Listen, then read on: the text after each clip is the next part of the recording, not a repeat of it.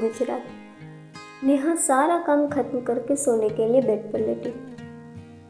पता नहीं क्यों, लेकिन नींद आज उसकी आंखों से कोसों दूर थी। उतने में नेहा के मोबाइल में बीप की आवाज़ आई। देखा तो यशवंत का मैसेज था, हाय। नेहा ने भी रिप्लाई में हाय लिखा। कैसी हो आप, खाना खाया? यशवंत ने पूछा। हाँ, खाना खाया और मैं बस सोने की तैयारी कर रही हूँ। तुम क्या कर रहे हो? यह सुनकर यशवंत ने लिखा, आपको याद। जी? नेहा ने हैरानी से पूछा। मेरा मतलब है कि मैं सोच रहा था कि इतनी कम उम्र में आप कितना कुछ सह रही है। यह सुनकर नेहा ने कहा, शायद यही मेरा भाग्य है यशवंत।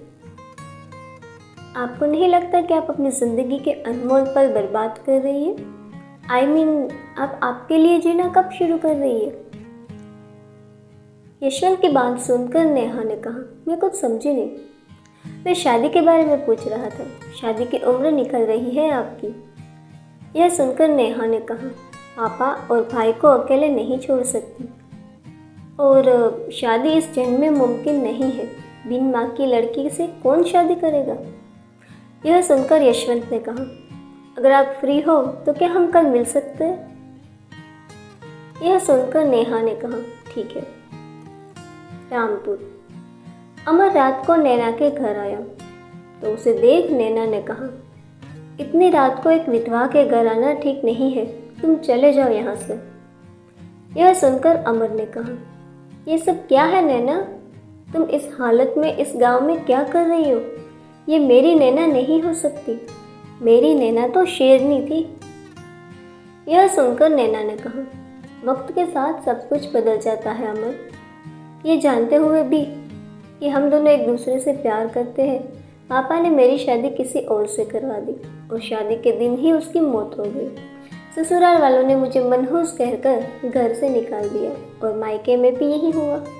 फिर मैं नौकरी की तलाश में रामपुर आई और यहाँ के एक स्कूल में मुझे नौकरी भी मिल गई। मुझे ताने मारने में, सताने में इन गांव वालों ने कोई कसर नहीं छोड़ी, लेकिन मेरी मजबूरी थी, इसलिए चुपचाप सब सहती रही। किस्मत में लिखा है तो भुगतना ही पड़ेगा ना। इतना कहकर नैना रोने लगी तो अमर ने उसे अपने गले से लगाकर सांत्वना दी। बहुत रो लिया, लेकिन अब नहीं।